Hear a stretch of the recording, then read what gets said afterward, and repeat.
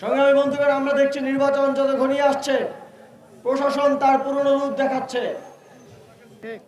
যদি আপনারা আবারও প্রশাসন যন্ত্রকে কাজে লাগিয়ে পাতানো নির্বাচনের মাধ্যমে ক্ষমতায় আসতে চান, আপনারা মনে করবেন না যে শেখ হাসিনার মতো আপনারা পার পেয়ে যাবেন। গত 3টি নির্বাচনে দমন পীড়ন করে পাতানো নির্বাচনের মধ্য দিয়ে শেখ হাসিনা ক্ষমতায় এসেছিল, কিন্তু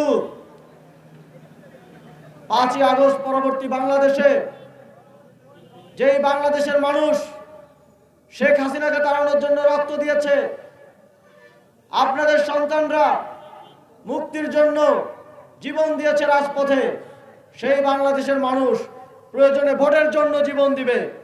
ফজরের নামাজের পর থেকে ফলাফল ঘোষণা পর্যন্ত সকলকে কেন্দ্রে কেন্দ্রে অবস্থান গ্রহণ করতে হবে।